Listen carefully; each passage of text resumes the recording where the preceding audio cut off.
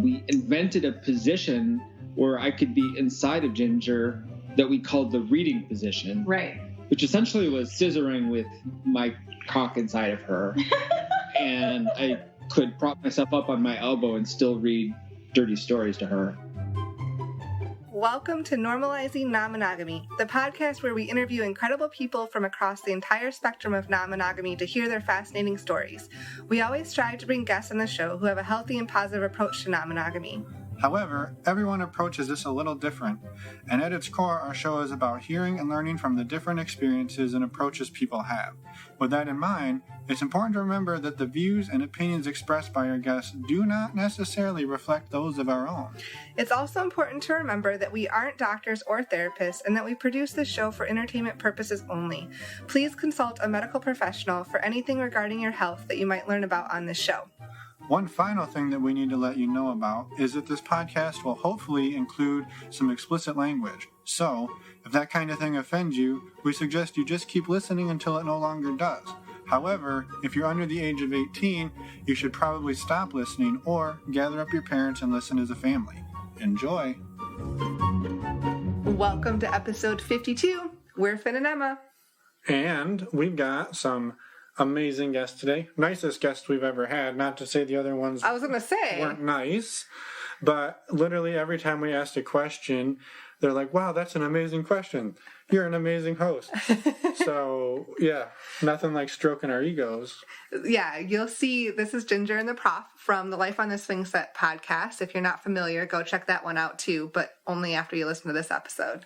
Yeah, and this is actually really cool because we've listened to basically all of the Life on the Swingsets, and I don't know that we've ever heard this full story as it's told. And and they even talk about how they go to some places they've never really gone. So it's really cool to hear them sort of dive in deep. And it's an amazing interview. They're amazing people, and we're happy to call them friends. Yes.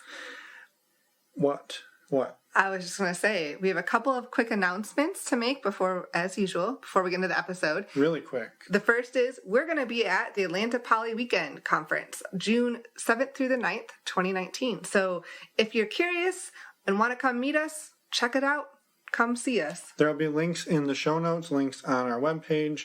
Also, links you can find there are for two of our favorite ways to keep yourself safe when you're doing it. Yeah. First one, My One Condoms, custom fit condoms, 10% discount if you use the offer code Emma. No guarantees you'll get to use the condoms with Emma. You never know. But at least you know they'll fit if you get the chance. Nice plug. Yeah, you're welcome. Second one is STD Check. We talk about them a lot because we love them a lot, and we think everybody seems to be loving them a lot. And you can get it $10 off just by using the links on our webpage, or we have a contest going on through the end of March, and you should go apply because you could win a $50 gift card. You said or, but it's also and. You can get the $10 off and use the $50 gift card. Good catch. So I recommend doing both, but that's what I would say. Yeah. Our website, just a quick reminder, normalizingnonmonogamy.com. You can also find us on Twitter, Instagram, and Cassidy under the screen name NNM Podcast. Let's go see what Ginger and the professor have to say. Yes, enjoy this one. All right. Wow. Should we do it? Yeah, let's go. We're always awkward starting. We're awkward all the time. Just oh my gosh, you guys are adorable. I have listened to a handful. I just didn't listen to the flip side one, and yeah, so there's that. So you be you. I'm excited. Right. Well, thank you both, Ginger and the Prof Ryan. We couldn't decide what to go with, so we'll go with Ryan. How about? And so Ginger of Life on the Swingset fame and her esteemed husband, also of Life on the Swingset fame, but you didn't have where you're gonna go there. I've got nowhere to go, so I'm gonna let you two. I'll let you two take the awkward baton and carry it the rest of the way. Maybe introducing yourselves a little more and a little more bio, and we'll go from there. Well, I'm going to let Ginger do it because she is the original fangirl of Life on the Swingset. You want to tell the story about your original fangirl? Sure, I certainly can. So, a million years ago, it feels like, it's part of our story, really. One of the things that I was doing was looking for resources for us, and stumbled across the very brand new website Life on the Swingset and sent an email to Cooper S. Beckett, who did not have an S in his name at the time. And then they asked me on the show, and as I often say, I did the Beckett episode where I said the word more times than anyone really deserves to say the word so there it is again. And then the rest is history. So here we are years and years later. But what I love about that is my initial search was looking for resources. I mean, part of it was part of my job, but part of it was just us looking for resources because I wouldn't say we were newly out at that point, or newly open, but we had a couple years under our belt and we were looking for more resources. So, So you went from looking for the resources to creating them for thousands and thousands of the resource. I would say so. And like I said, I'm just very grateful that there was a resource out there at the time that Coop and Dylan began, because they knew that there was an absence of educational resources that weren't feeling either completely kiss and tell, which there's nothing wrong with, but isn't always instructional, or was, this is an awful choice and you will fail. Yeah. And so they provided something that I was really excited to get on board with. And also speak to, you glossed over earlier how you have professional training as a sexologist. So you're an expert in how they teach things, but that doesn't necessarily translate perfectly into being a practical expert. Yeah, that's not a criticism. That's totally. You have a certain role to play, and you get trained in how to play this role. Right. And you're in the middle of it. Right. They're two very different things. Indeed. So Ryan said that beautifully, and yes, I do that as my day job as well. And again, this was years ago, and it was also in a time in our relationship that was very wonderfully complex for lots of life reasons, professional reasons, and family reasons, and other things. And so looking for a community and some support around our choices at the time, and me coming out as bisexual in those pieces of the puzzle, I think it was fun to make that connection and be able to utilize my professional expertise in a way that was also, as we like to say, edutainment a little bit. But with that being said, I also want to share, and I don't know, Finn and Emma, if you know this, but we actually started as Ginger and the Professor because we had a blog even before that for a couple of years called Ginger and the Professor. I don't think I knew that. I did, but maybe I've forgotten it. It's like, I didn't want to brag, but it's in the deep Ginger and the Prof lore. Really I was writing Ginger and the Prof fan fiction before it was popular. I think you sent us any. Wow, that's personal. Okay, fair. That's fair. So that would lead us to believe that there was something to be told before you came on Life on the Swingset, maybe in terms of how did you get into the whole non-monogamy world? That's an awesome question, and I love to reflect on that because, and I always love to hear Ryan tell his part of this story and what he sees in his mind's eye from that time. It was very much so. The Ginger and the Professor blog, we were, and continue to be, I think it lives somewhere, maybe Twitter, I'm not sure where else, but the blog is gone. I think actually Ryan's sort of trying to look for it, and he's going to find the non-us version. I know. He's browsing another person's blog that's the Ginger and the Professor. It's the other Ginger Professor who's very sad that they chose that, because now when people look, they're like, oh, wait, these aren't the right people. We created the blog because we were castaways from the sexually repressed culture. These two poor people are getting hit on all the time. Like, oh, are you Ginger and the Prof? Yeah. So no one else can see what you're browsing, so that's a little awkward. Just go to. I'm not going to give out the address. No, please don't. Leave these poor people to their life. Okay. With that being said, we felt like we were castaways from the sexually repressed culture. That was our jam, and so it was very much. And I always love to hear Ryan tell this part of the story because. Oh no! I did find it. Told you. Okay. Just now, live on our show. It does exist. The adventures and perspectives of castaways from the sexually repressed culture. The header is cute. Yeah. So it is gingerandtheprof.blogspot.com. Wow. It will be in the show notes. That is a lot. Right on. If people actually make it there, then we could make it to the New York Times bestseller list. Oh my gosh, scroll back down. I need to see. This is ridiculous. We need to focus. I want to reread these. 2009. Okay, first post was 2009. It's 7 posts in 2009. So that was, let's leave that there now. And that. AKA, she does not want me to reread. That's what this interview is going to turn into. Yeah. You guys rereading all your blog posts from 2009. A dramatic reading. From 9 years ago. So what I want to offer, though, is we were open well before that. And us offering on the blog was really our first foray into wanting to find community. Yeah. I think. And also our first foray into sharing what we were learning. And we're both writers, and at the time, I had a job that required me to travel a lot for work. So Ginger and I were not together all the time. So we actually did a lot of writing to each other. That's exactly right. Which was kind of the precursor to intellectual foreplay. Exactly. Our podcast today, where we're able to chat and capture those lessons that we developed through our conversations with everybody.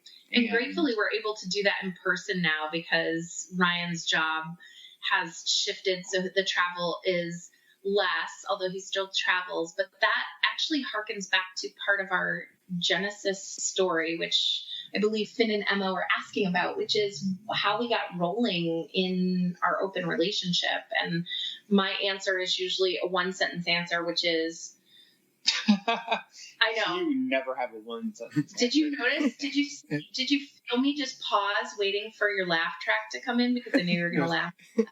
It was just one sentence that started 8 minutes ago. It's fine. Exactly. Punctuation be damned. I have a lot to say. No, truly, I typically will say I've always known that I was bisexual. And when Ryan learned I was bisexual, he decided, hey, that sounds delightful. What do you do with that other part of your sexuality?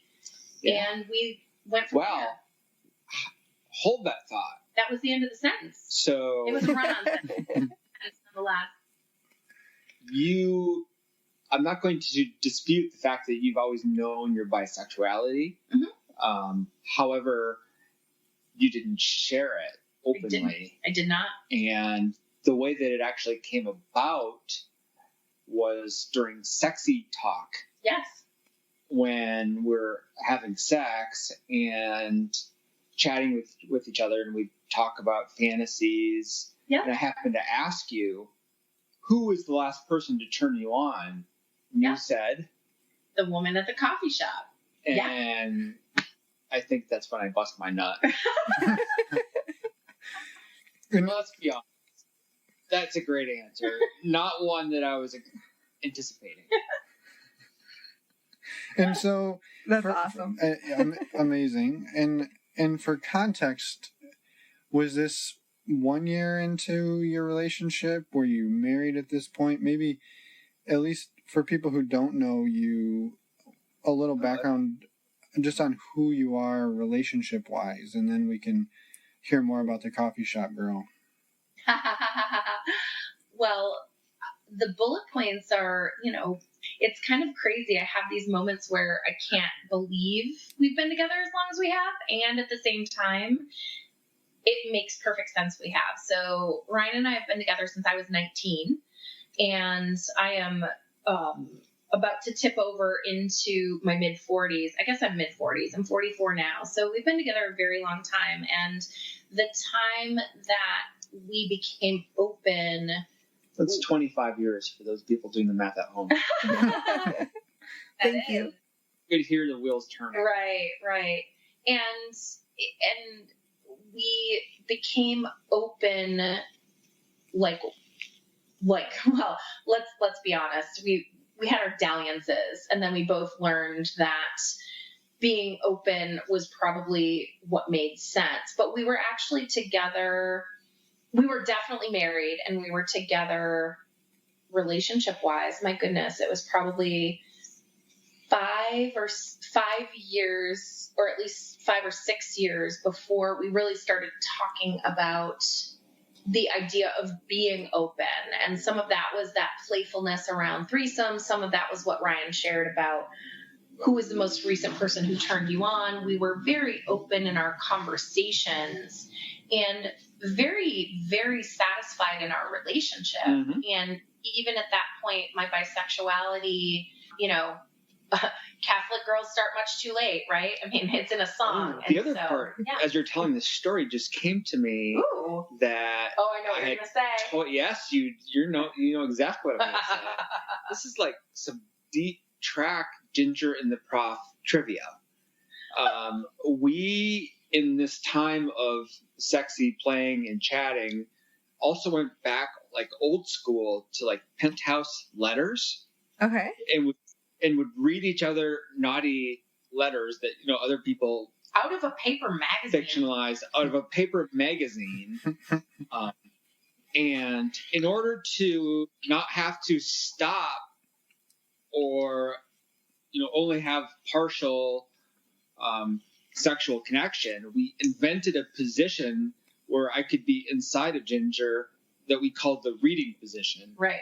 Which essentially was scissoring with my cock inside of her, and I could prop myself up on my elbow and still read dirty stories to her. And part of your bisexuality, my awareness of your bisexuality, came out of your body's response to certain stories. Yeah. And it's like undeniable. Not that you were trying to deny it, but it was like your body was getting so turned on by listening to naughty made up tales of fantasies that never... Right. That's incredible. Really? I love that you made up a new position just to read magazines stories. Right. We did. And we still to this day call it the reading position.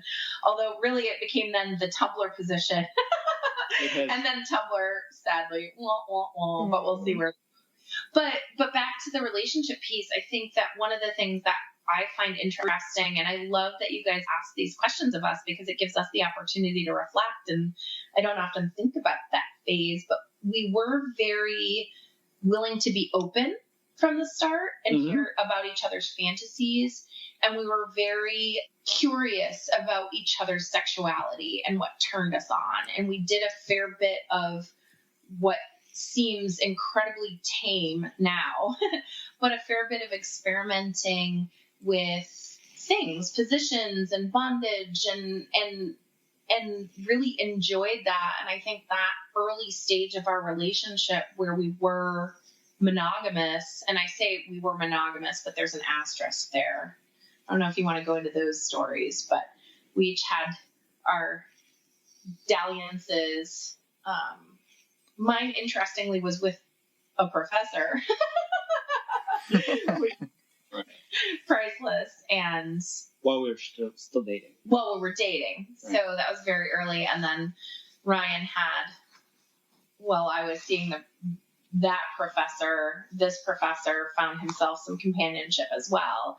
And that early experience before our marriage with what I would characterize as infidelity on both of our parts, because we hadn't previously made an agreement that we were willing to be open, made at least me realize that sexual monogamy didn't really mean much to me.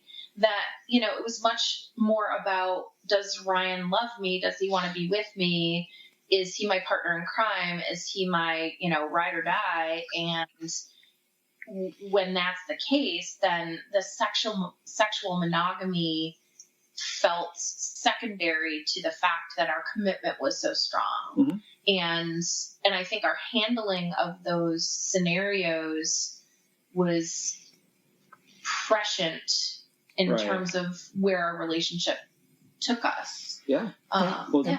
And that was something I wanted to ask. Sorry to interrupt, but that I think you glossed over something very breezily that most people would end their relationship is that you both had infidelities fairly early on before you were married, but nevertheless you were together. How were you able to work through those and then still come to a place where you felt that you trusted each other enough to then officially open your relationship?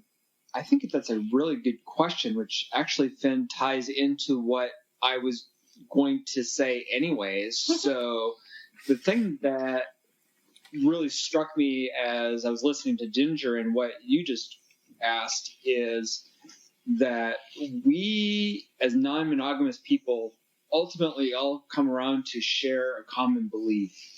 And that common belief has a lot to do with the fact that we recognize that we are not the be-all and end-all, that the love story that we were told exists where one person can complete another person is a myth. And Dan Savage talks about it a lot, and other people certainly talk about it. But when I feel like we all end up at that place, however we got to that place, where we share this belief that we can be infallible and still be a good partner. Fallible. Sorry, that we don't have to be infallible. Thank you for correcting my grammar. But when we look at that through the lens of how we can be good partners and not necessarily just beat ourselves up. Well, and what I would offer too, and that's such a great question, Finn, because I think our experience, and again, we were very young.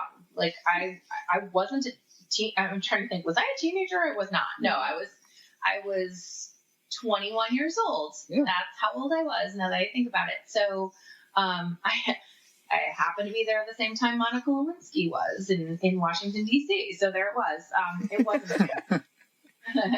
With that being said, I think it helped us learn about each other in that we were both like, oh, that's kind of a turn on. And the fact that we were able to be very honest with each other about our libido, about our attractions to other people, about the fact that it didn't diminish our attraction to each other. In fact, it enhanced over time. It enhanced it. I think the initial shock of trust being broken was almost this sort of mutual, like, you too?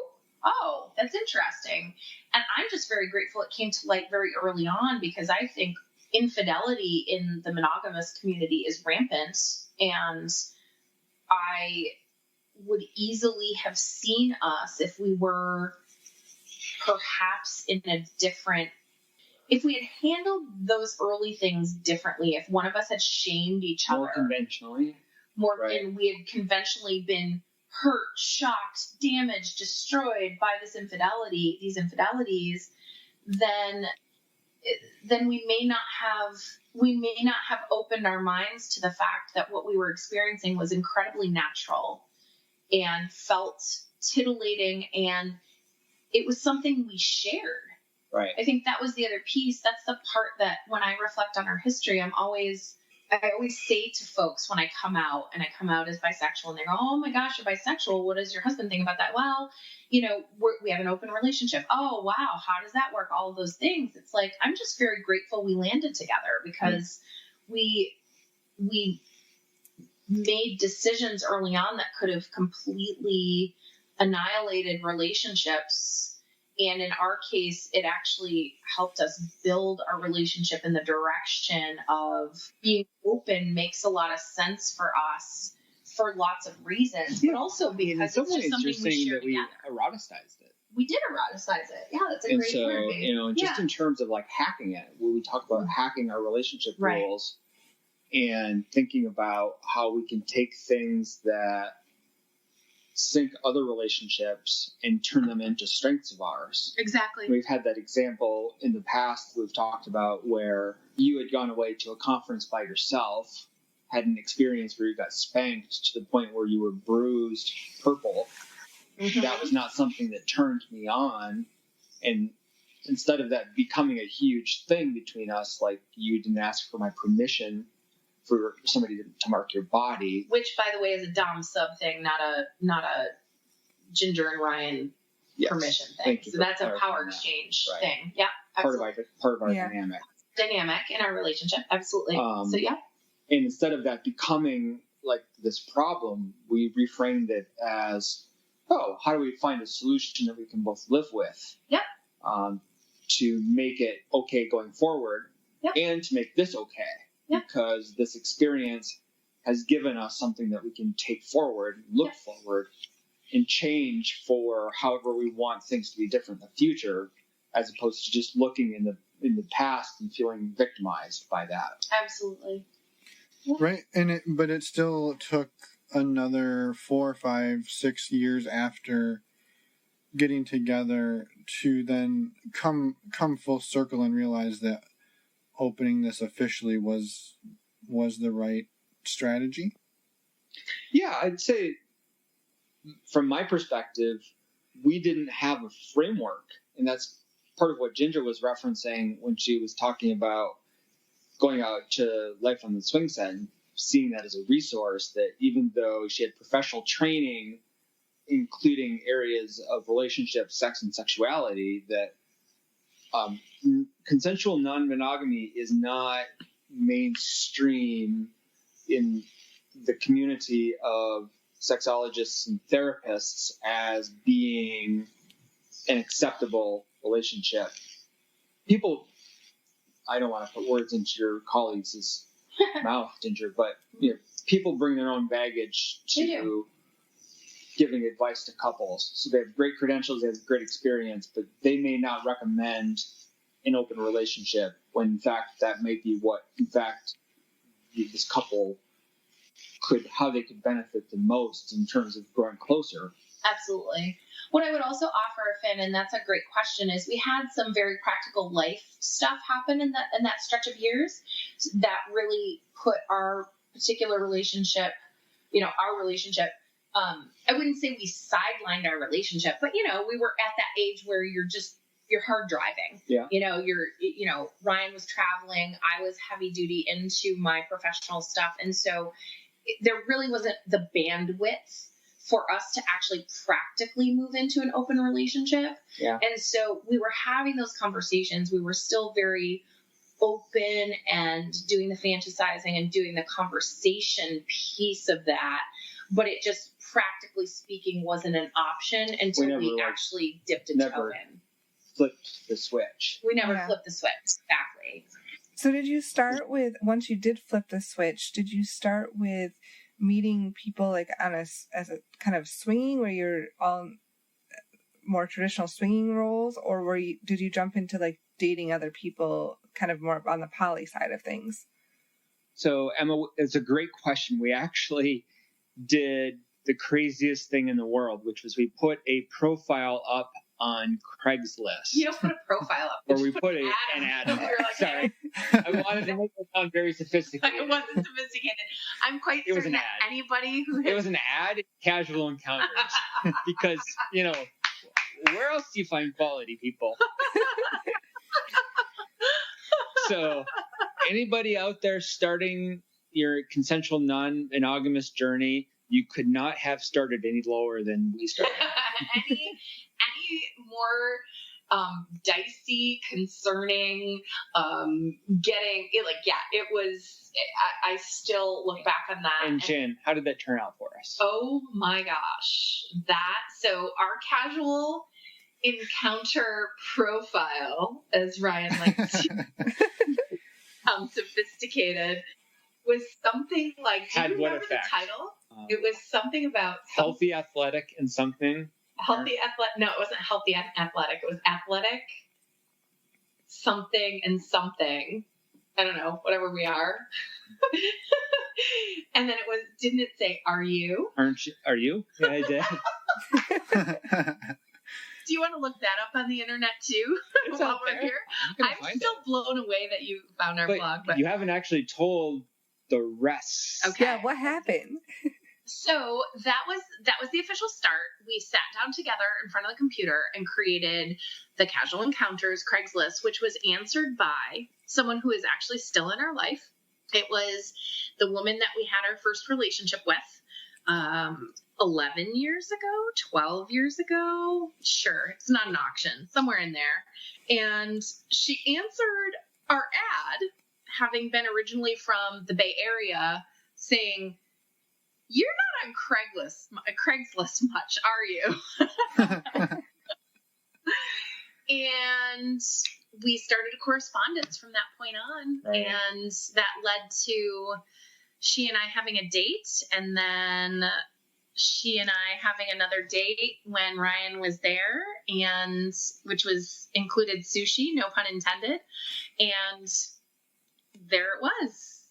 And then we were together for almost 3 years. Yeah. The three of us. My Craigslist strategy worked out pretty well. It did. And so after you found her, you weren't exploring for other couples, doing the traditional full swap, soft swap, all that. You kind of found one person and went the relationship route. Actually, stunningly, we got what I would say is this amazing experience of having this lightning strike and then meeting this amazing woman who was game to do both and. To go to parties. So we actually met her and started our relationship in, I would say, late summer. And by the Halloween party of our local, maybe not the Halloween party, it was maybe a little after that, because we were also starting to go to our local swinger parties. And she was game to do that with us. Right. So we were doing both and. We were actually... And we were very upfront with her about that was our intention. Yep. So we ended up... accepted that and was interested in it. And was interested. And had a blast. Had such a good time. She's amazing. She's still in our lives, and just had dinner. Sometime when we're back on the show, we'll have to tell them the story about when she kneed the stripper in the face. Yeah, we'll leave that there. But it wasn't on purpose, and yes, it was priceless. But with that being said, we also at the same time had started on probably Adult Friend Finder. Yes, but then also found our local party and got into a really cool, fun, sexy, smart group of people all at once. And I look back on that time, it was a stretch of years where we were probably going to parties at least once a month. Mm-hmm. We had a really great group of multiple couples. I don't know, it could vary anywhere between 4 and 12. And then the parties were amazing in and of themselves. And she was joining us for those. So we really had what I would say this was this incredible hybrid experience of not really knowing we were in a poly relationship because we didn't really have that languaging yet, but knowing that we cared for this person very much and we were doing a lot of intimate things just beyond the sex. We were entwined in each other's lives, and we were going to these parties and doing the traditional swinger thing where we got dressed up and went to the theme nights and did all of those things. And it was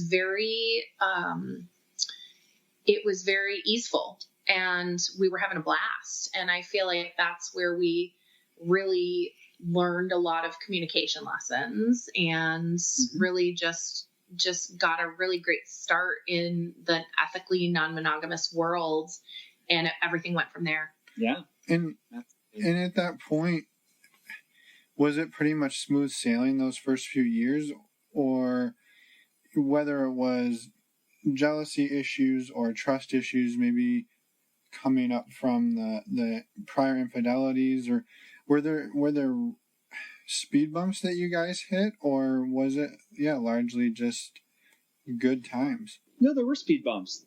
I would say that most of the speed bumps that we had along the way were understanding how things were developing relative to how we wanted them to be developing. So it's kind of evaluating, does how we feel right now match how we want to feel in the relationship at this moment? And that's a piece of discussion that Ginger and I do regularly. Mm-hmm.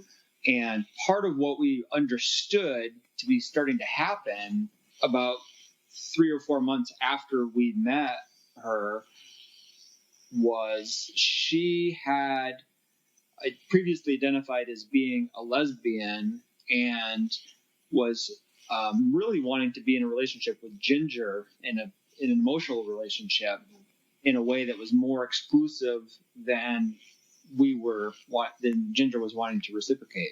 Is that a fair statement? Not speaking on your behalf. Oh yeah, I would say. I mean, that was the piece of the puzzle. I think that was certainly the first speed bump, and that was our first. I would say that was our first poly speed bump. Right. And we didn't even know it. And it was also our first experience. It was my first experience in relationship with a woman, and so that had its own experience for me and understanding my sexuality and what that meant, and the fact that Ryan was traveling a fair bit. And part of what he and I had negotiated, and I say negotiate specifically because it feels like the word you would use if you were creating your swinger rules. Mm-hmm. But in this case, it's really like, well, him saying, I travel, I want you to have this companionship, and I know that you're bisexual, and this is a part of what fuels you and fills you up. Right. But yet at the same time, it was all of these firsts.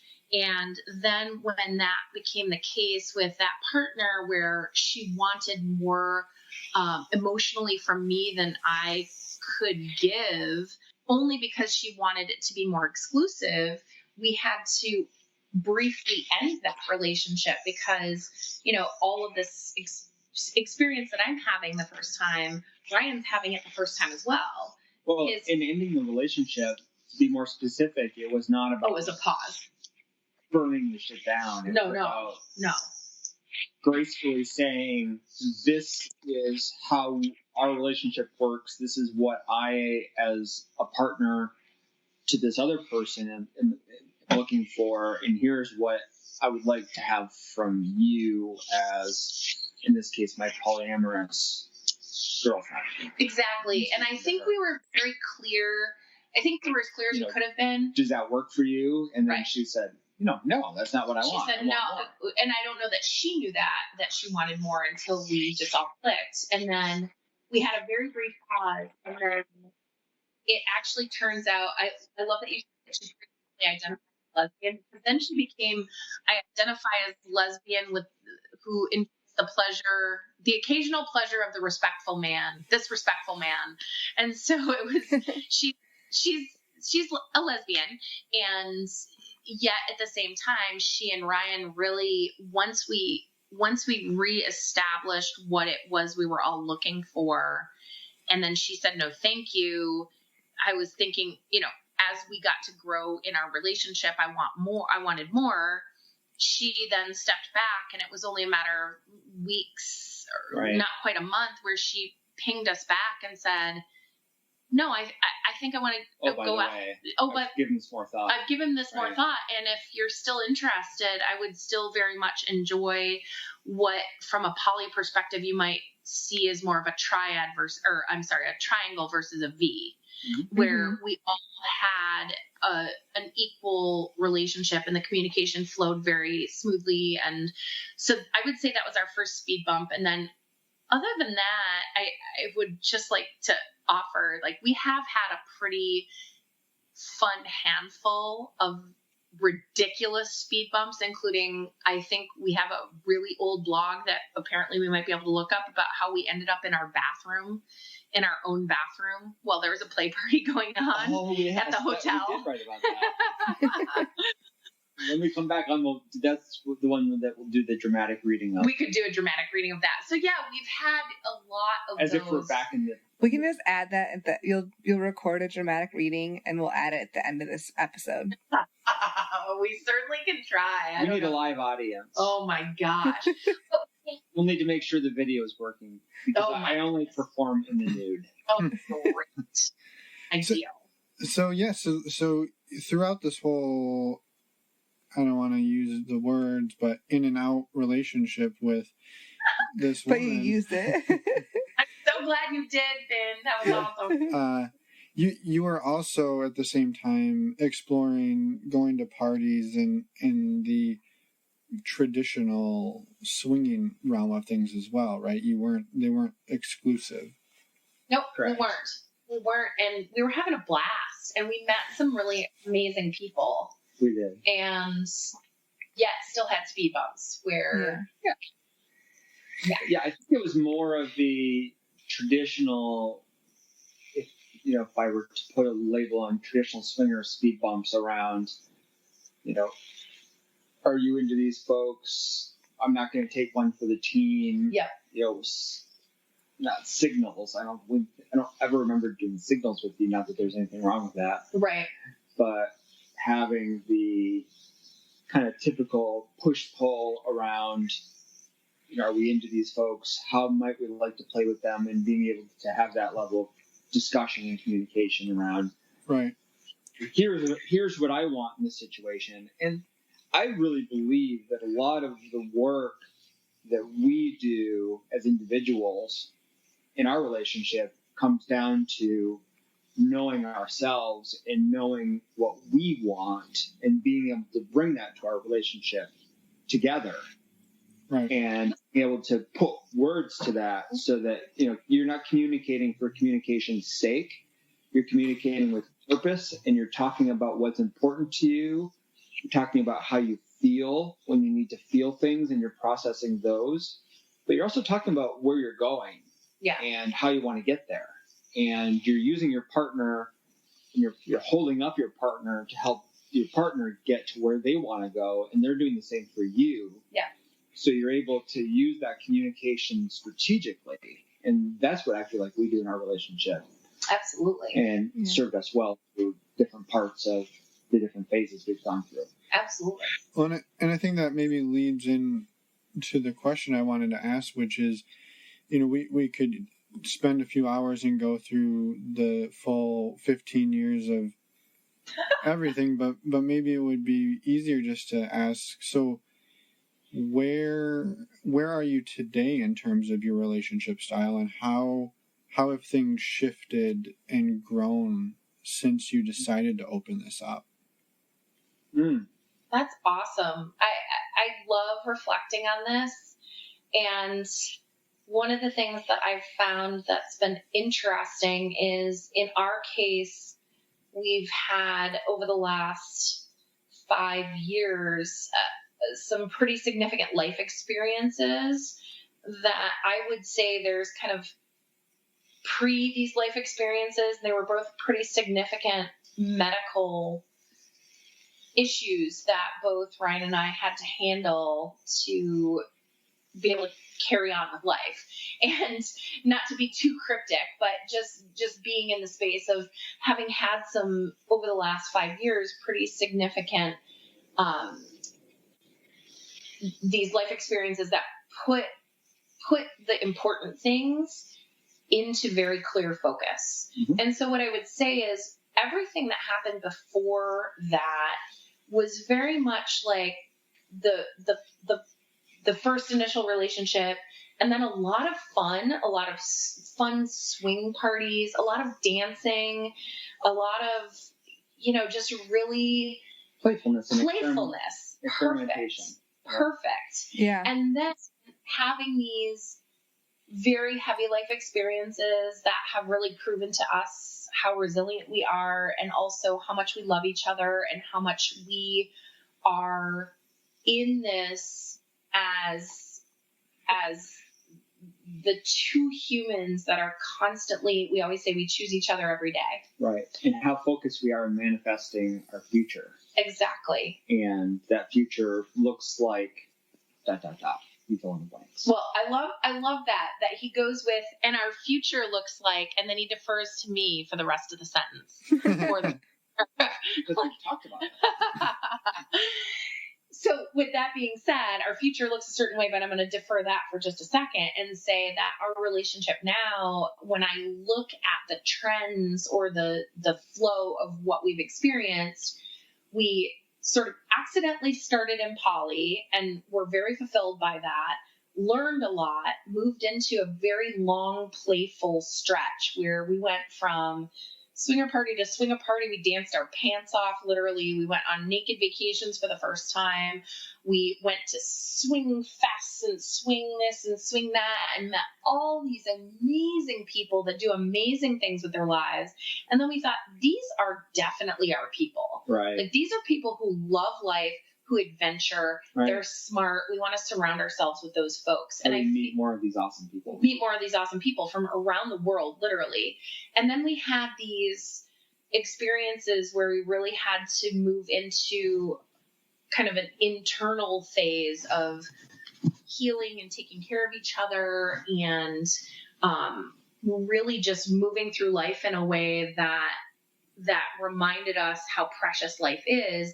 And now I feel like we've maintained that playfulness and we're open to it all. So I feel like that's a big part of it. Is there was a stretch of time, and we were most recently in a relationship for about 2 years, a little over 2 years, with another woman that ended. And it was very triad monogamy. And I didn't realize that's what it was until sort of after the fact. Right. And I realized that for me certainly took me out of being who I was and who I want to be in a relationship. Yeah. And I'll let Ryan speak to that. But since then, and it's been a half a year now. I mean, since then, for me, it's very much like whatever words you put to it, I just want to go out and play, and I want to have my life include as many of these incredible humans that I've met along the way in this sexually free and adventurous culture. And I want to do it with this man who's sitting right here in front of me. And I also know I have very much room in my heart for other people. So I certainly see potential for poly connections. Certainly the way we're built, a poly connection with another bisexual woman, just the math works out, if you will, which sounds really crass. But for me, I know that I'm most fulfilled when I'm in relationship with Ryan, a man, and also with someone else who I can relate to from that womanly feminine perspective. And I don't mean to be binary there, but that's just where my attractions are.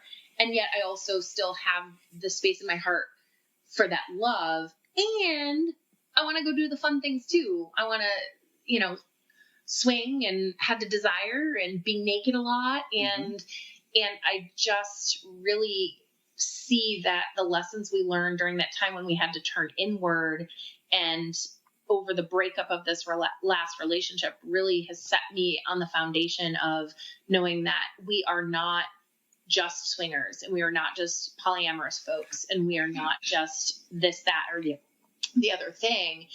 We have room in our life for it all, and it's what we want. Right. Absolutely. So you don't want to put yourselves in a box, right? Exactly. Right. But my only addition to that is that I feel like through those experiences that you articulated so beautifully, thank you, there has been for us more of an openness and an inspiration, or more of an inspiration to be open in public. Yes. In our other communities, our sexuality-oriented communities. Yeah. The Craigslist community, if you will. I'm going to come out on Craigslist. And like 3 people would notice that you came out on Craigslist. But yeah, exactly. But yeah, in terms of just, thinking about how we become more visible to other parts of our communities. Absolutely. Of who we really are. And doing that as a way not to educate them, but just to be able to be visible. to be visible and to live our true selves. Live our truth. Yeah. Without having to describe this person that we're bringing to all of our family events as our friend. Exactly. Which just doesn't feel ingenuous. I would say we will never do again. And I won't. That is the last. There's no way I would ever do that. Yeah, and that's the last piece I want to offer to that question is I feel like we've lived the life we've lived up until this point because we're ready to be out, but we're also we're older. We're more established in our careers. We're this, we're that, we're the other thing. We've set the foundation, and also we've lived enough life to hit a certain point where we know being out is important to us. And I wouldn't say we're fully out, but we're fairly out in our community at this point. And part of what I foresee, and I think what Ryan certainly just shared, is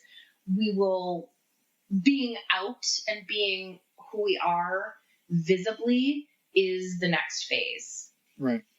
And it sounds like the health and life circumstances that you were dealt the last few years really impacted the way that you decided to approach the entire thing.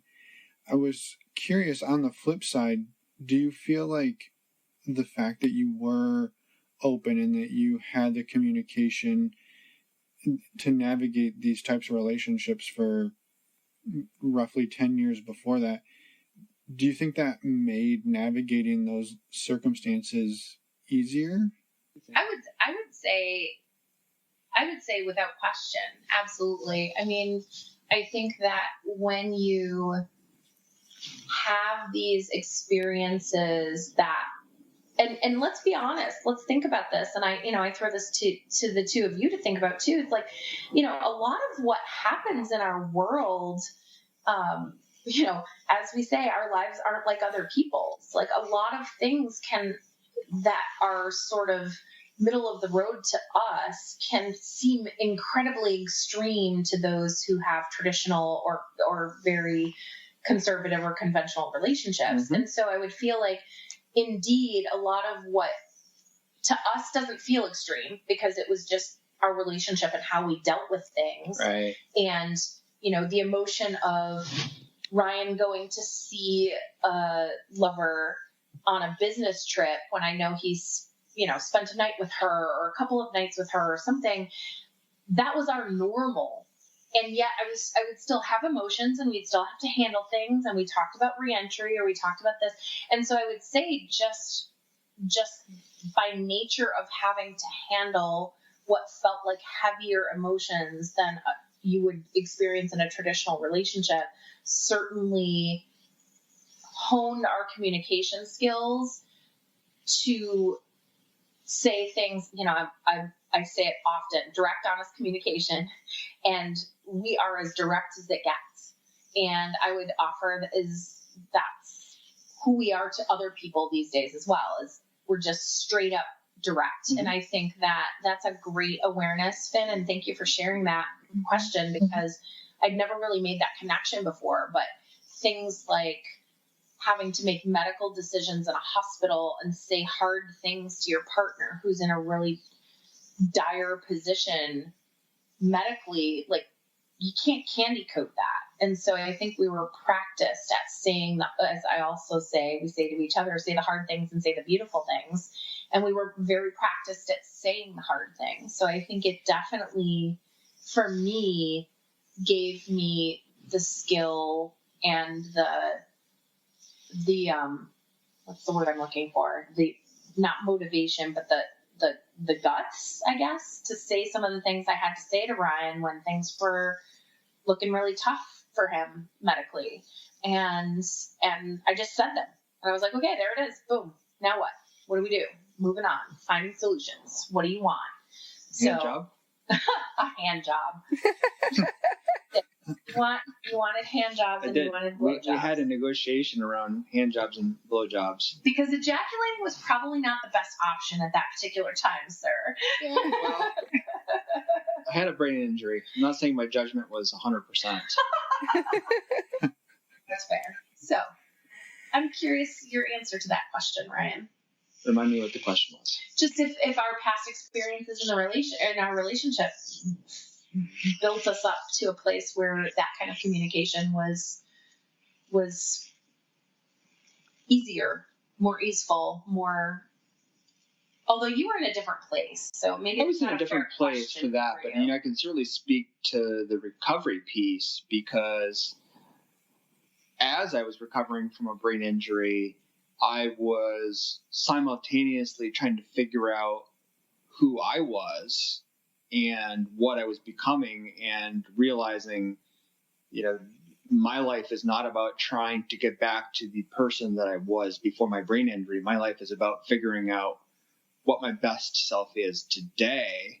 And I'm doing that simultaneous to negotiating and talking with Ginger about how our relationship is changing. And I would say that upon reflection, the question leads me to say that whenever we are putting ourselves into new situations, we are creating stressors. And one of the things that I think is really important about communication within open relationships is we are able to practice with safe and, I would hope, consensual play to be able to have these new experiences and then be able to reflect on them and understand how we can incorporate each of those pieces into ourselves and use them going forward in a safe space with our partners, so that when, pardon the expression, when the shit really hits the fan with ultimate stressors, you've used that muscle. You've practiced. You know how to make decisions during a stressful situation that are consistent with your values and your partner's values. Because you guys have talked about it. You've practiced it. You've been through this experience in all these little micro traumas, to use, a loaded term. Yeah, no, that's fair. Because depending on how you approach the lifestyle, you could definitely look at each experience as having something that somebody could look at and say, you hurt me when this happened. Yeah. So I was traumatized through this experience. So all these experiences, whether we call them traumatic to any degree, still lead us to have new information about ourselves. And I think that new information about ourselves is what helps us build that muscle, so that when we really need to jump to it and make decisions about the future, we do that in ways where our vines are still intertwined. Yes. Yeah, I think that's very well put. Yes. And yeah, thank you for sharing that. I know it was knowing a little bit about your background, knowing it was not an easy time for you. So thank you for sharing. We appreciate it. Thanks for giving us the platform to share it. Absolutely. Yeah. And at the risk of jumping around a little bit, I wanted to circle back on, you were talking about coming out more in your community and to the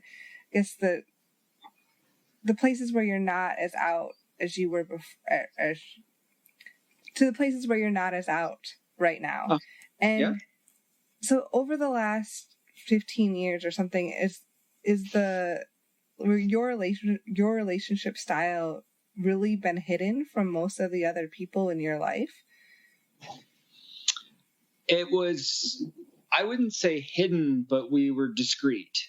And, that's to me, a distinction in intent. And part of, I think, as Ginger talked about our history, in the partying and fun phase, there is a certain level of discretion that you use around the water cooler with colleagues about, what you really did over the weekend. And that's just A, good company policy, and B, good manners. Right. Yes. In mixed company. And so I feel like that was a huge factor for me during that phase, was just, these folks don't need to know all the details. Right. And I was actually just at a lunch a couple of weeks ago with a former work colleague. I didn't even tell Ginger this. Ooh. We had just gotten back from Mexico and happened to go out to lunch with actually about 4 or 5 former work colleagues. But my closest friend at my old company comes out and tells the entire table of former colleagues that I just got back from Mexico and I vacationed there because I can be naked. Literally outed me. Everybody was like, of course. It's kind of like, oh yeah. We think we're hidden, but we're not. I mean, we are who we are. Right. We talk about dancing on Thursday nights. Right. Dragging your ass into the office on Friday morning, and people are like, what happened to you? We're like, well, it was 80s night down at the club. Yeah, and so, I think people get the clue. I think that's so funny. And it's funny you say that, Emma, because I, of course, have the double whammy of the fact that I do what I do out in the world in our local area. And so my job deals with sex. Right. So Ryan shares that, he shared with some colleagues or, some friends, I should say. It wasn't all colleagues, but, the people he's closest to, little bits and pieces. Like you might share, when people ask, oh, where do you go on vacation? We want to find an all-inclusive too. My line is always, well, do you like to vacation naked? Because where we go is a naked resort. And then they go, oh, they're either intrigued immediately or they change the subject. And so I feel like we have been discreet for that reason, and also because of just locally we being business owners is a factor for us, and so just being mindful of what that means in your community, but then also like hitting a certain place, and maybe it's where we are in our lives, maybe it's what we've been through over the last stretch of years, maybe it's the culture, maybe it's tipping into midlife and giving no fucks whatsoever. I think that at this point, most of the people in my orbit know all about me. Mm-hmm. And I've also taken to finally feeling like the professional threat, if you will. And, let's be honest, it can be an actual threat for some people that they come out as polyamorous, or they come out as non-monogamous, or they get their photo taken at a swinger party, or the rumor mill starts, and they could lose their job. I mean, that's still real. And so I don't want to diminish that, but I feel like in our case, we were discreet, then we selectively shared, and now we're at a place where we're just openly sharing with the people who ask the question. And I would say if people are asking questions about my sexuality or asking questions about our relationship in a good-natured way, then those are people who can receive that information. And so before, I would always say the thing that was true, but not the whole truth. Right. And I would say, oh, we just go to, you gloss over it. We just go to a place in Mexico, or you just like say whatever you say. We went dancing or whatever. And now I feel like, and I just had one of these experiences recently with someone who's a new friend that I adore, and he's an amazing man. And he got chatting about a party that he went to when he lost his favorite shirt. And he was talking about a little sex romp he had with 6 other gentlemen. And I was like, oh my gosh, that sounds like so much fun. And he gave me that side look like, ooh, so much fun, do tell. And so I said, well, you probably, Ryan and I are polyamorous and we're open, and, we see other people, we date other people, I'm bisexual. So I just gave him the bullet points. He was like, and he just didn't even bat an eyelash. Like, he absolutely already had the vibe. He just didn't have the facts. And I think the last piece I will say about your question is it just feels so liberating and freeing to not be afraid to share your facts. Right. It's just the facts. I don't need to story tell, although if you want to listen, that sounds fun too. The other thing that I just want to offer that you left out, if it's okay, is for me to talk a little bit about the impact of our last relationship on that as well. If you'd like to, sure. We were in a relationship with a person that you mentioned for a couple of years, semi-recently ended. Yep. 6 months or so ago. Yep. And we were not explicitly out in that relationship. We were not. Not completely. Despite the fact that I was very much wanting to be. And we were selectively out. But right. Part of the main consideration of that was that our partner at the time was not ready to be out. Exactly. Which I respect. So you try to respect that, you work through that, but it kind of does end up entangling us in this web of who knows what, and it's not who we are, and that's not where we're heading, and we're going to only have more of this is out in all of us. So that was like, I just wanted to offer that as one of the takeaways that we had talked about from a relationship that thankfully has ended because it wasn't serving us. Yeah. It was and that was one of the ways it was not serving us. Right. It was very unhealthy. And, not because we had to respect a partner's interest in being not out, because I very much respect that. But it definitely, certainly made me realize how much I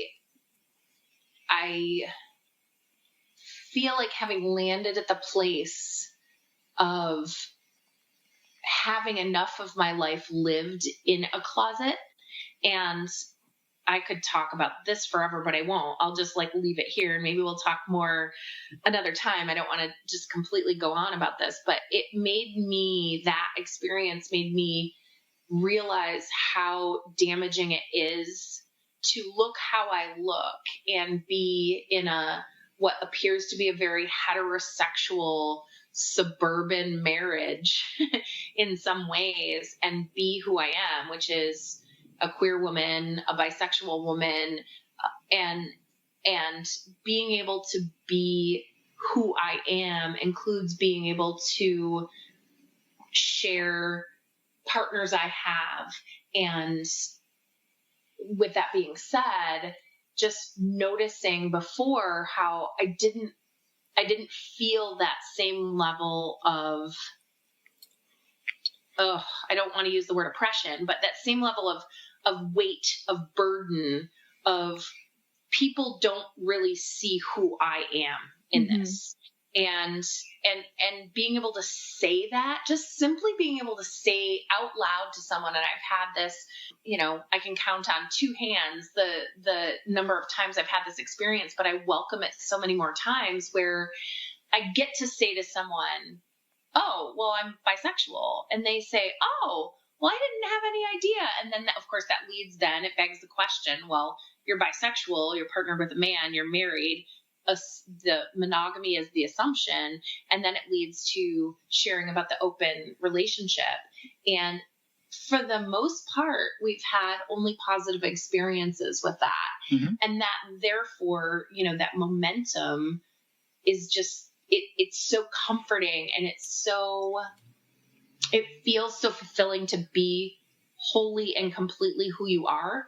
And so certainly, as Ryan said, we know that as we move forward into relationships in the future, being out with a partner who's going to be of the polyamorous persuasion, meaning, someone who's in our lives, who we see every day, who we take to family functions, it's going to be incredibly important to us that being out and being able to share this person with the people we love, and being able to share who I am completely with the people around me that I love is not negotiable any longer. Right. It's fundamentally important to who I am and how I feel in my skin and how I feel fulfilled in my life.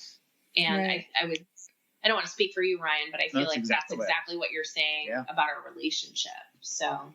Well, and I feel like, based on what you just said and what you said a few minutes ago about the life experiences you've had medically, sort of gave you that, well, here we are, this is us, we don't really care what you think. And combine that with, we've had a few good experiences of telling people, and the world didn't end, our lives weren't ruined. It's sort of giving you that perspective to say, well, there's really no reason to keep hiding this from people at this point in our lives. Mm-hmm. Yeah. And That's a beautiful summary, and thank you for saying it that way, because just listening to hear you say it, Finn, I'm like, yeah, what he said. Well, I think it's awesome that we have the privilege of having you on the show, and our hope is that more and more people hear this, and the more and more stories we can get out there, that more people are able to feel that same way, that it's okay to share. And again, as you said, not everybody has that privilege, but the ones who do, hopefully they're able to exercise it. And so we went to some surprising places for me today. Expect to go back to infidelities. Yeah. We covered some ground. I was like, what? We covered some serious ground. To be fair, I think you took yourselves there most of the time. So we're gonna have to rewind the tape. I'm gonna need to check the tape on that one. We'll play it in slow motion. It had a hard driving question. Right. Okay, so that's fair. I wanted to see if we could end really quick, kind of on a funny note, and I wanted if one or two stories of something fun or silly that happened in blooper time. Blooper time, yes. And maybe it is you're ending up in your own bathroom together at a sex party you threw. Honestly, that wasn't fun at all. That included a lot of very angry whispering. Have you ever argued? Wait a minute. What are you talking about? Blah, blah, blah. Yes. You think you're it because you're whispering, but you're actually in a bathtub that's reverberating all of what you're whispering to each other back into the sex party. So looking back on it, that was hilarious. It wasn't fun at the time. Yeah. That was bad news. That was bad. That was like some serious. That was intense. Let's just put it that way. But I'm trying to think. For me as well. Yeah, that was not fun. But we survived and it was awesome. And I actually, that was, I don't even know that I can remember more of the details of that, but that part wasn't fun. So one of the funny stories in my mind from when we were in our roaring whatevers, like I said the term, but I don't know our midlife party stuff that you were describing earlier. Okay. Was I still have no idea. After we were on a date with a local couple, went to their hotel room. Okay. Played with them. Still not narrowed down. Got a call from another couple friend locally. God, that's right. Went to their hotel. Played with them in the middle of the night. Like totally got the booty call. Answer the booty call. Oh my gosh, that was priceless. And got home at 7 a.m. Right there. So one little quick fun story. We fist bump high five because, and some that may be familiar with some folks, because when you're going for the high five and you go for the fist bump and one of you goes for one and one of you goes for the other, but now we've done the thing where you have to do it a certain way where one person is high fiving and the other person is fist bumping. So that's kind of our jam. So we just fist bump high fived over that. I gotta be honest, that night was crazy. And I still to this day am like, what? But everybody knew everything. Like, it wasn't like we were like, we're not going over it. No, the booty call totally knew exactly what we were doing before that. And they were like long-standing friends. And they were like, bring it. And wow, it was like 2:30 in the morning. And they were like, it was like, they were so ready. They were DTF, like hardcore. And we were just like, wow, okay. So I guess we're doing this. So to this day, I still have a moment where I'm like, oh my gosh, we are so slutty. It was so fun. So that was a fun one. And I'm trying to think, I just think about some of the times that, oh gosh, I just, some of the most fun times for me are when Ryan gets like, I see him get in his game, and I watch him like when I see him. That's the blooper time. Just like, I don't know, like it's just fun to. It's my compersion high, so I wouldn't leave it in a. It's not very specific. Don't go. I thought you were going to give my game up. Oh no! I was going to say. Game I don't shame. think Emma's Like, got my game. Maybe I dealt a card or two, but I don't think she got the full game. You are the most not yet person, and so when I say game, I don't mean like in any way like game. No. Like I just mean like I love watching you having a good time. I love watching you flirt, and I love watching you. You are an incredibly generous man and gentleman, and I love watching you give what I know you are capable of giving to another woman, and it's such a compersion high. And so I absolutely love that. And what I love is when we are out dancing or that's happening, and we've had a handful of times where we're doing that, and it's in this sort of, how do I put it?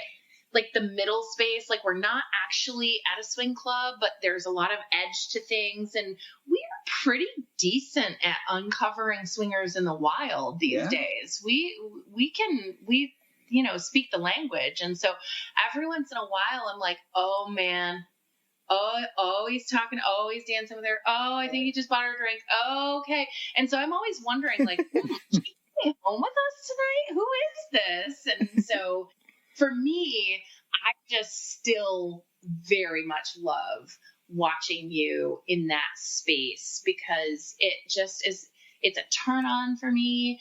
I know what an amazing lover you are to, if we're going to tell stories, one of our most recent experiences, and I'll end here. One of my most recent experiences was we went to, I'll just be specific because why the hell not? Here we go. We went to Austin to Camp Ravish this past year, this past year. And we had a great time, and Coop was there, and he and I presented, and then you and I had some really great, Brian and I had some really great sessions, if you will, with couples, just really having what seemed to be casual conversations, but it's really like everyone's there to learn and to work on the relationship or learn some new kinky stuff or whatever. Mm-hmm. And an amazing woman who was very clearly attracted to Ryan, and I was loving watching them flirt from afar.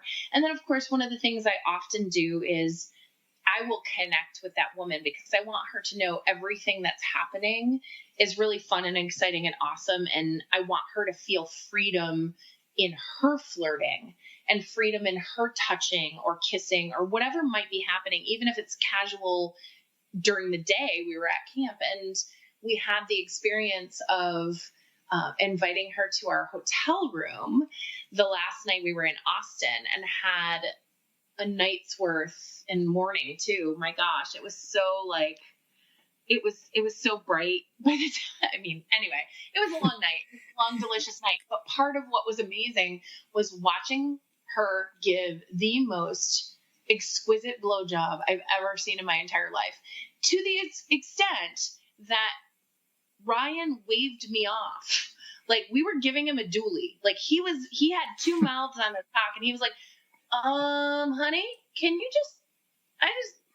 he didn't say words, but it was that very casual, you're thirsty, right? Why don't you go get a drink? Don't you have to go to the bathroom, do something else right now because this blowjob is great, you're fucking it up. Does anybody get in Picasso's way?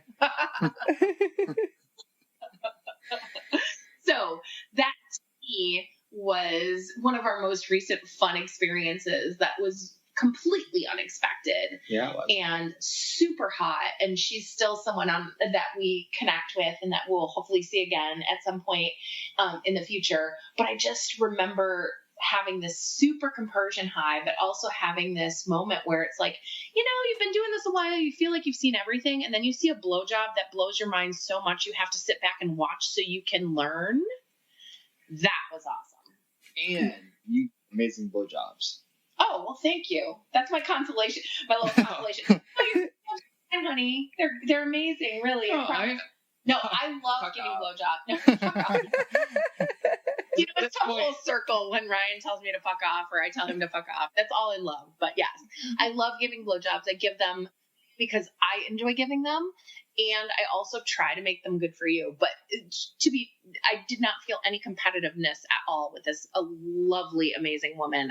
There was nothing but compersion, and I will continue to work on my blowjob skills because it's fun for me, and I love pleasing you and anyone else I'm giving blowjobs to. So there's that. I love the aspect to the story. My point of that was that you give a great blowjob, so therefore are a great judge of blowjobs. Ah, yes. It was amazing. I was trying to elevate you. It didn't come across that way. No.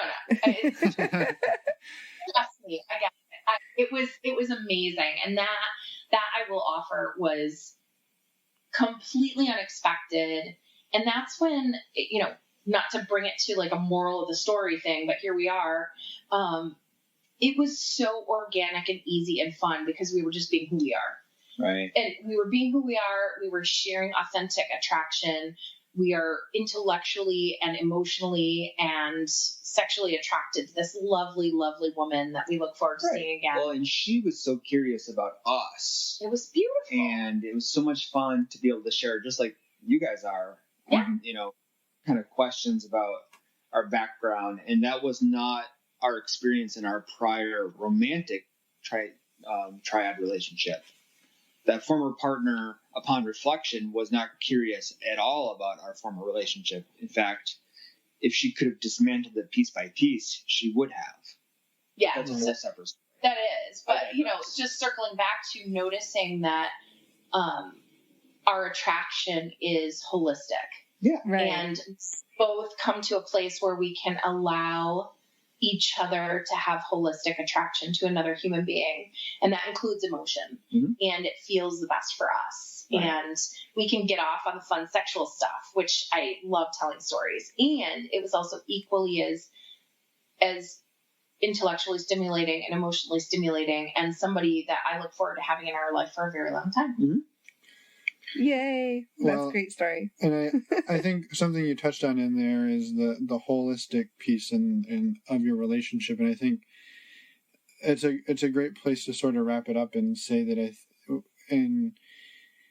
I guess that we've seen in the last hour or so that you guys have started maybe with some infidelity, and then you went the poly swinger route, and then you went poly, and then you're kind of went through some real life stuff, and we know personally too that, right, you have kids, you have jobs, you live full lives, and that hearing the joy that you two have and recent experiences, that I don't know, it has come full circle, and you seem to be in an amazing place, and I think that's really fun for us to hear. Yeah. And I think it's fun for the listeners to hear, too, that there's going to be ups and downs, but here's where they can be if they allow themselves to get there. And so, yeah, I wanted to say thank you for coming on, and that we hope you're always welcome on the show, even though it didn't take the most linear of paths to get here. It was an amazing conversation, and you can come back any day, anytime. And you're welcome. Definitely. Thank you. Thank you so much. And I just want to thank you both for creating your show and for sharing what you do and for changing the lives that you do, because for every couple or person who's telling a story, it resonates with so many other people. And that's something that I don't take lightly, having been on Swingset for so many years now, and before being very, very reticent to recognize the fact that anyone listens to the show, and then 4 million plus downloads later, you have a moment where you're like, yeah, people are listening, and it's good that they are, and it's really not about me, it's not about us who make these shows, these projects. It's really about the folks who are listening and being able to take what you all have created and integrate it into their lives. Yeah. And so I don't want to diminish the work that you do on your show. Thank you for doing it. Thank you for having us on your show. Yep. We will come back anytime you wish to have us on. And Finn, I want to particularly thank you for being very good at summarizing our long, meandering conversation into points. I get a lot of practice. Hey. Excellent. And you may be providing interpretive services for us in the future. That's fine. Yeah, I'll be a mediator. No problem. Emma, it sounds like you and I might share the circuitous route where stories are concerned. Yes, very, very much so. So our podcast, if we did one together, would be 8 hours long. Exactly. But it would cover 4 minutes worth of material. I want to have Finn come to one of the workshops that we're doing, Ginger, and literally interpret to people. Remember the folks that when we're at Desire, they stood up and they were saying, whatever you got, whatever language you guys are working on right now is not resonating. It doesn't resonate. Yeah, were you guys there when they had that conversation? We missed that one. Or I would have said something. No, it was lovely and it was awesome. And I love that we were able to have that conversation. But we do we go deep really fast. Ooh, that got sexy really fast. But thank you, yes, for taking what we've shared. When we're appropriately warmed up. That's fair. Yeah. So that means a lot. And thank you for letting us tell our story, because it's not very often that we get to sit and look each other in the eye, and we took some stuff out of the archive. We certainly did. So awesome. Wonderful. Yeah, well, thank you so much. And we will here do a fake goodbye. So thank you again and have a wonderful night, and we will talk soon. Yeah. Sounds great. Yay. Thank you guys. Welcome back to the end of the show, where Finn and Emma jam around a little bit. Jam around? I just made up that word. That's a good word, yeah. That's a good idea. Really, really good idea. Anyway, thanks to Ginger and the Prof. We had a fantastic time talking with them. Actually, we didn't really do that much talking, as you probably listened to, but it was still great. I think some of them just skipped right to the end to hear us talk. Yeah. If they did, here's a quick little treat, and this is what I'll call how to make and save lots of money. Okay. First one, Scott's Cheap Flights save tons and tons of money on airfare. Again, not affiliated with the show, but we love them and we use them, so you should too. Mm-hmm. The other one is Personal Capital. Yes. Slightly affiliated with the show. It's a free resource, but we do get a little bit of support from them if you use the links. Mm-hmm. So save yourself some money, save yourself some energy, and put all your bank accounts in one spot. Go take care of your shit. Yes. And help us out. Go use the links on our website, normalizingnonmonogamy.com. And next week we got a special double header. Yeah, we do. On Monday, March 18th, it will be a special release with a couple, Amanda and David, and they actually are creating an app called #Open. We'll talk lots more about that. We'll hear their story, but we're really excited to be bringing you this and a couple other new resources coming down the pipes here. Mm-hmm. So they are not paying us to do this. This is just we kind of came in touch with them and are really excited to share this resource with you. So again, come in Monday and listen to what they have to say. I think you'll find it as awesome as we do. Yes, and then we'll actually have a regular release on Wednesday, March 20th too. So that will be with a couple named Heather and Mike. Yeah, that one's good too. So next week, look forward to 2 episodes. Woohoo! Double the Finn, double the Emma. Kind of, mostly double the guests. Yeah, well, we're there too. Okay, let's go. Bye, everyone.